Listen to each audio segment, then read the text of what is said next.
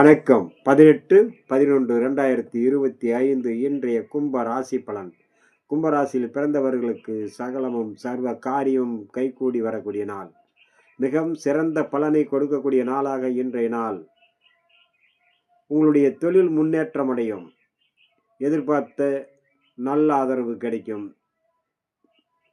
உடன் பணிபுரியவர்கள், மேல்நிலையில் உள்ளவர்கள், கீழ் நிலையில் பணிபுரிபவர்கள் அனைவரிடத்திலும் அன்பும் பாராட்டுதலும் பெறக்கூடிய நாள்.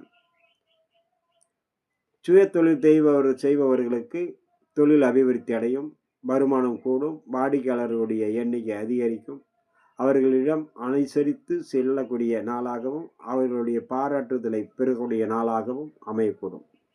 எந்த விஷயத்திலும் ஒரு நீதி நேர்மை தேவையாக கருதும் நீங்கள் அதை தவறாமல் கடைப்பிடித்தால் தெய்வத்தினுடைய பரிபூர்ண அருள் கடாட்சியமும் உங்கள் குலதெய்வத்தினுடைய பரிபூர்ண அருள் கடாட்சியமும் உங்களுக்கு சிறந்ததாக அமையும். உங்களுடைய அடுத்த நிலைக்கு உங்களை உயர்த்தக்கூடிய நிலையை இன்றைய நாள் உங்களுக்கு உயர்வாக காட்டும். கும்பராசியில் வரக்கூடிய அவிட்ட நட்சத்திரம் சர்வ காரிய ஜெயம். சதயம் பொறுமை நிதானத்தோடு இருந்தாலே சர்வமும் ஜெயமாகும். புரட்டாதி நினைத்தது நிறைவேறும், எண்ணங்கள் ஈடேறும்.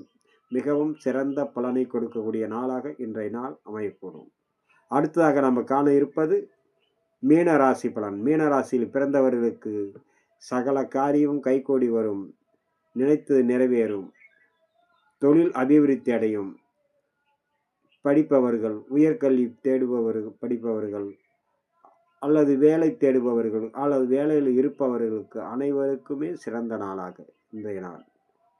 உங்களுடைய வீட்டில் சுப காரிய பேச்சு, நிலம் பூமி சம்பந்தப்பட்ட சில வில்லங்கங்களிலிருந்து, பிரச்சனைகளிலிருந்து, குடும்பத்தில் உள்ள தடைகள் சிக்கல்கள் விலகி மன சாந்தமும் சந்தோஷமும் மன நிம்மதியும் பெறக்கூடிய நாளாக இன்றைய நாள் அமையக்கூடும்.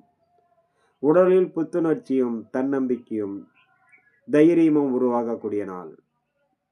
உங்களுடைய ராசியில் வரக்கூடிய புரட்டாதி 4ஆம் பாதம் தன்னம்பிக்கை மேலோங்கும், தைரியம், தொழிலில் விடாமுயற்சி, நினைத்தது நிறைவேறும். உத்திரட்டாதி அனைத்து காரியத்திலும் ஜெயமாகும். ரேவதி உடல் சோர்வு மனசோர்வு இருக்கும், உடல் பராமரிப்பில் சற்று கவனம் தேவை. நண்பர்களே, எனது அனைத்து பதிவுகளும் எனது திருமலை ஜோதிட நிலைய மேச்சேரி என்ற தலைப்பில் உள்ளது. யூடியூப் சேனலில் நீங்கள் காணலாம். நன்றி. அடுத்ததாக மீண்டும் நாளை சந்திப்போம். நன்றி, வணக்கம்.